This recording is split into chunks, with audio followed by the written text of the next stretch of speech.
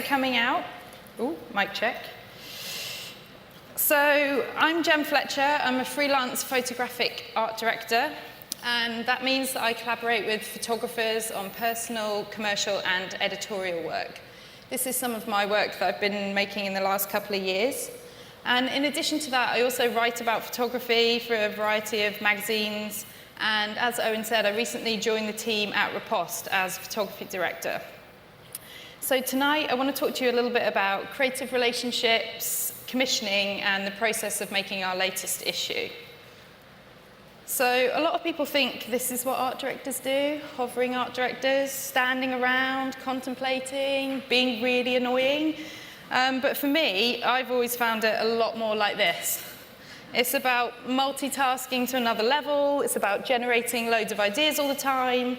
It's about thinking about innovative solutions to tight budgets and tight timeframes. It's about problem solving, because on set, you're the first person that everybody comes to when there's something goes wrong. It's about keeping projects moving forward, and one of the most important elements is building teams, so bringing the right mix of people together to make great work. So just to give you a little bit of background, I moved to London 7 years ago, and I only had one mate, and she was a stylist, so that was quite convenient at the time. But I had to work really, really hard to build a new network of creative collaborators. So I spent a lot of time meeting people face to face, coming to amazing events like this, and supporting the industry. And I found London to be a really collaborative and really diverse creative community, which was amazing. And over time, I've really realized that the relationships that you build are absolutely crucial to your work, your development, and most importantly, the joy you get out of working in this industry. These are some behind the scenes from different shoots I've worked on in the last few years. So, as I said, building teams is a really important part of my job. Nobody wants to spend hours on set with an annoying, whinging assistant or a really moody makeup artist. So over the years, I've built up a massive network of photographers and stylists, set designers, makeup and hair artists, and I can draw upon them for different projects. And I've really got to know them in quite a personal way. I know the type of work and type of projects that really excite them. And so, as I said, it's like about finding that right blend of personalities to bring together to work on a particular project. And I found that everybody works in very different ways. So with each job, I need to kind of work out what the nuance is and then bring the right group of people together. I personally believe that on set, everybody's role is equally as important, and everybody coming together is what's going to make really great images. It's never about any one person. It's always about all the expertise coming together, and that's quite similar to commissioning as well. So back in January, I was having one of those proper miserable work weeks. This was basically my life. The weather was shit, Christmas was over, everyone's broke, I was having a really bad week at work, and then out of the blue, I just got one of those magic emails. And it was from Danielle Pender, who some of you might know is the founder of Riposte magazine. And she wanted to have a chat about the possibility of us working together. And I've been a huge fan of Riposte since the first issue came out, so I was super excited. So overnight, my life went from this to this. And there's quite a lot of resemblance, I do realize. But basically, life was pretty great overnight, so that was super exciting. For those of you who don't know that much about Riposte, it was founded in 2013 by editor Danielle Pender and creative director Shaz Mandani, and they wanted to make a smart magazine for women. And in 2013, the women's media landscape was pretty bleak. Things have changed quite a lot since then, which is great, but at the time, there was pretty much only The Gentlewoman, a couple of interesting zines, and then a lot of this shit. So Riposte is all about creating something broader in scope than just fashion, beauty, and well-known faces. Our goal is to do something bold, something smart, and something really focused on incredible women, ideally some that you've heard of and some that are new to you. And we really aim to make our interviews honest. We're not interested in sort of perpetuating media-trained responses. We invite the women we interview to be really candid and really discuss their successes and their failures and share with us their passions and their perspective. So we commission all the content in Riposte, every single image and illustration for each issue, working really closely with our creative partners. And I joined the team to help up the ante on the visual commissioning, and the first thing that came up was the cover. So Riposte is really well known for its text covers. It was a really brilliant idea that the guys came up with to really focus on who women are and what they have to say rather than what they look like. And I remember first seeing it and being blown away when the first issue came out. It totally stood out on the newsstands, and it really spoke to the desperate need to sort of represent women in a modern and exciting way. But as the magazine's evolved, Danielle and Shaz have introduced an image cover to help the magazine reach a wider audience. And so for issue 8, we went back to the drawing board. We really thought about who we are as a magazine, what we're about, and what we're really trying to say with our covers, and what messages we really want to put out into the world. And it just kept coming back to these 4 things. It was about being bold, challenging expectations, profiling women who you don't always see in the mainstream, and inspiring our readers. And that led us to the amazing Ericka Hart. So Erika Hart is an activist, a sexuality educator, performer, and cancer warrior. And she is an incredible woman using her mind and body to raise awareness and provoke conversation. So back in January, Danielle watched a speech by Erika at the Women's March in Philadelphia. And Erika basically called bullshit on the whole thing. She questioned who the Women's March was for. She questioned why all the pussy hats were pink. And she made the point that you don't have to have a pussy to be a woman. She raised loads of points that we'd never thought about, and she made us all think really differently. She also did it topless in Philadelphia in January, which is hardcore. But the reason that she does that is because part of her work is about raising awareness about breast cancer in younger audiences. And she does this in a way that breast cancer awareness or adverts could never, ever achieve. So for us, Erika really embodies everything we think is important. She really challenges what you think about a number of issues, and she does it in a way that you can't help but sit up and listen. So for the visual commission, we discussed lots of different options. We initially really liked the idea of doing something quite bold and colourful and graphic, and these are some of the references that we pulled together. We spoke to a lot of different photographers, which is quite unusual, but we just really wanted to try and find the perfect match for this story. And in the end, we decided that we felt it needed to be a black woman. We really wanted it to be someone who could relate to Erika and someone who would really click with her and get what she was about. So Shaniqua Jarvis has shot for the magazine a few times. We really like her. She's brilliant to work with. She totally gets what she gets us, and we knew she'd get Erika.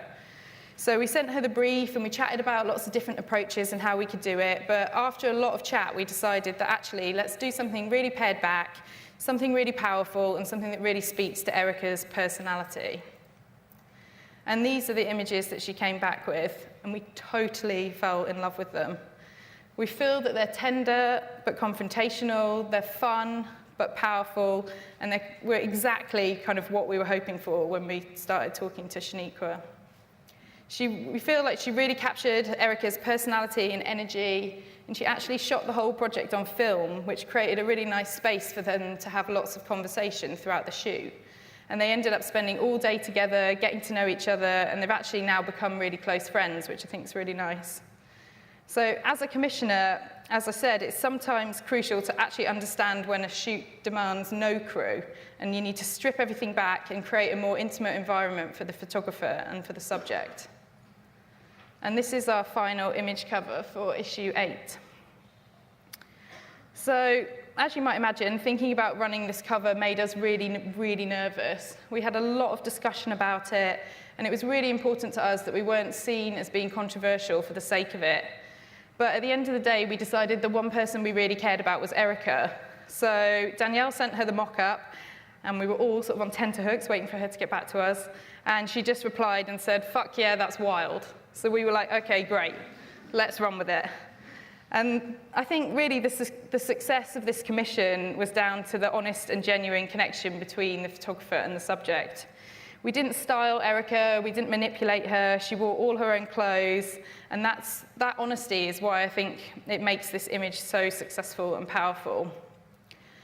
So we also realized there could be a risk of sounding a bit worthy in terms of where we were aiming this. We know we're only a women's magazine, we know we're not going to change the world, But we felt that if there's a chance to even change a few people's minds or inspire our readers to make bold choices, then it was worth the risk.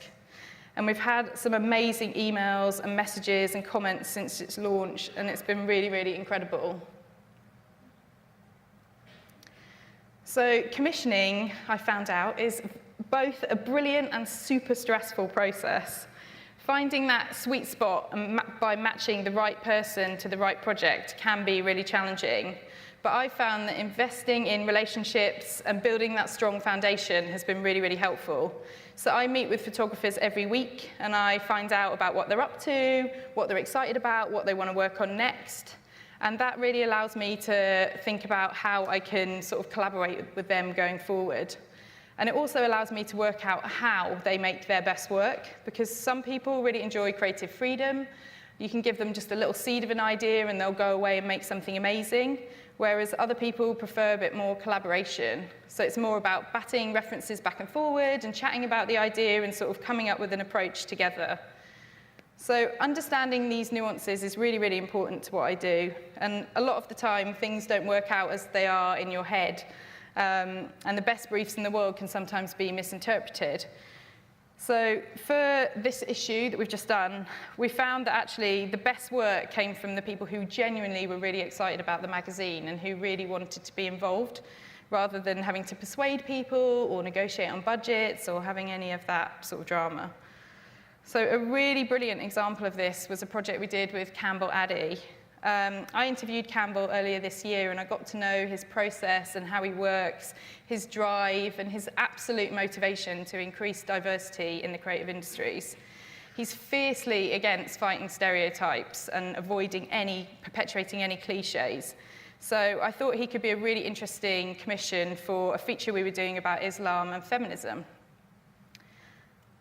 And he came to us, we gave him the brief, and he came back to us with these amazing old Janet Jackson references. And he just totally got the fact that we wanted to show Muslim women in a really interesting way and in a way that you don't normally see them, but without it being super styled or sensationalized in any way. And he really brought out the sisterly and supportive tone of the feature. And he just captured some really beautiful images. Also in this issue, we worked with Christina Banban, who has the coolest name on the planet. She's another example of how working with somebody who really is into what you do can result in something amazing, because she wasn't just turning it in, she was super passionate about it. And Christina painted 2 paintings for us for a feature on motherhood. And she didn't just paint on a small canvas or a piece of paper, she painted a whole bloody painting. And she sent us this when she sent us the pictures, and we were all just super buzzing. It was one of those amazing commissions where the artist's style and approach just worked in perfect harmony with the story. And in my short time at Riposte, it's really taught me that actually making an indie magazine is a true labor of love. There's a lot of work that goes into the production of the magazine. And so when you get to commission somebody like this and they really reflect back your passion, it just makes the whole experience that much more rewarding. So overall, to summarize for issue 8, we've really tried to up our game visually and editorially. When the magazine first started, it was very much about cool and interesting women doing cool and interesting things. We originally set out to let the achievements of these women speak for themselves, but we found in the making of issue 8 that in this weirdest of weird times that we're living in, that doesn't quite feel like enough anymore. There's huge things going on in the world at the moment, and a big shift in collective consciousness, and we've decided that we really want Riposte to represent that more going forward, and Erika is kind of just the beginning. So shameless plug just to finish, if you want to buy issue 8, you can buy it on our website, ripostemagazine.com, and thanks for having me.